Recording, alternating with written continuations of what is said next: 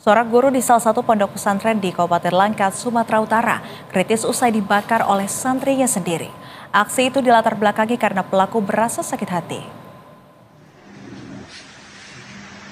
Peristiwa pembakaran yang dialami oleh korban terjadi pada Sabtu dini hari, sekitar pukul 3 waktu Indonesia Barat di pondok pesantren Andur yang berada di Desa Batu Melenggang, Kecamatan Hinai, Kabupaten Langkat, Sumatera Utara.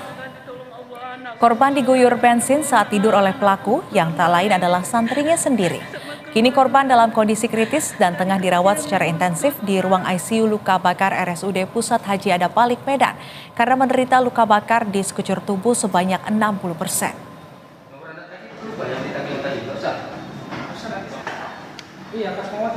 Malam minggu terjadinya hari Sabtu jam 3 pagi. Itu anak tuh terlelap tidur, kecapean, ngurusian maulid Nabi tadi. Di mana disiram bensin? Di dalam kamar, dalam bilik. Di pesantren Anur tadi. Kondisinya gimana? Ya Allah, masih kritis dia. Santri juga. Gara-gara sakit hati, seorang santri tega membakar gurunya sendiri di pondok pesantren Andur, Langkat, Sumatera Utara. Untuk membahasnya kita sudah terhubung dengan Kapolres Langkat AKBP David Rio Prasojo. Selamat malam Pak David. Assalamualaikum, selamat malam Mbak Nisrina, apa kabar? Baik, Alhamdulillah. Pak David, pelaku ini mengaku motif sakit hati menjadi alasan pelaku melakukan aksinya. Nah, kami ingin mengkonfirmasi nih Pak, sakit hati yang dirasakan oleh pelaku ini seperti apa dan perilaku apa sebetulnya yang dilakukan oleh korban kepada pelaku? Baik, sebelum sampai ke sana Mbak, saya izin menyampaikan dulu bahwa ini bermula dari kejelian dan ketelitian dari penyidik Satreskrim Polres Langkat, di mana awalnya saksi ini yang melaporkan kejadian ini atau bahkan menyaksikan kejadian ini awalnya memanipulasi dan merekayasa cerita. Jadi karena kami datang ke TKP dan melaksanakan olah TKP, kami melihat sekaligus menginterogasi beberapa saksi, kami melihat ada kejanggalan. Dan ternyata benar kejanggalan tersebut bahwasannya si saksi yang pertama kali menyampaikan keterangan kepada kami ini melaksanakan manipulasi atau rekayasa cerita. Dan ternyata si saksi inilah yang melakukan pembakaran itu sendiri. Adapun kenapa dia melakukan pembakaran ini, motifnya memang benar. Setelah kita laksanakan penyidikan dan pendalaman berupa pemeriksaan, yang bersangkutan ini sakit hati karena menjadi korban bullying dari korban.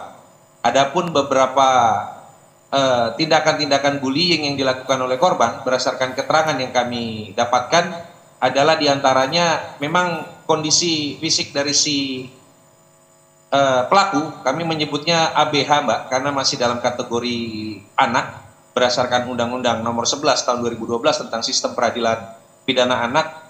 Ini adalah anak yang berhadapan dengan hukum dengan inisial FAD. Jadi adapun bullying yang didapatkan adalah kondisi fisiknya memang agak kurang good looking di antara santri yang lain, jadi ini dijadikan bahan untuk bullying. Selain daripada itu, korban ini juga suka mengekspos pelanggaran-pelanggaran ataupun tingkah laku yang dilakukan oleh ABH berinisial FAD ini kepada teman-temannya, santri yang lain, sehingga membuat dia merasa malu dan sakit hati. Selain daripada itu juga ada fitnah dan tuduhan dari korban terhadap ABH berinisial FAD ini atas tindakan-tindakan yang tidak dia lakukan tapi dia dituduh, sehingga ditegur oleh pimpinan pondok pesantren dan ini yang membuat dia merasa sakit hati. Demikian Mbak Nisrina. Baik, pelaku sempat memanipulasi terkait dengan cerita atau peristiwa tersebut, dan selain itu juga pelaku diduga ini menjadi korban bully begitu ya Pak. Nah, lantas pelaku atas aksinya tersebut ditangkap di mana Pak David? Waktu kami mendatangi TKP dan melaksanakan olah TKP, si pelaku ini atau anak yang berhadapan dengan hukum ini sendiri juga waktu itu kami mintai keterangan. Karena waktu itu masih memanipulasi dan merekayasa cerita, sehingga kami menyimpulkan kejanggalan. Jadi ketika kita melakukan pendalaman kepada yang bersangkutan, alhamdulillah kita berhasil menemukan kejanggalan dan menemukan titik terang sehingga sebelum 1x24 jam kami sudah bisa mengamankan pelaku. ABH ini berinisial FAD dan saat ini posisinya sudah kita tingkatkan statusnya dan kemudian sudah kita amankan serta kita tahan. Baik, lantas Anda katakan bahwa pelaku ini kan anak di bawah umur begitu. Lantas apa nanti proses hukum yang akan dijalani oleh pelaku dan akan dikenakan pasal berapa ini Pak David? Yang pasti berdasarkan Undang-Undang 11 tahun 2012, kami tetap berkoordinasi dan berkomunikasi secara intensif dengan Bapas. Kami juga menyampaikan beberapa perkembangan penyidikan, termasuk juga permohonan pendampingan dan penelitian terhadap ABH ini kepada Bapas, dan juga dilakukan upaya-upaya diversi.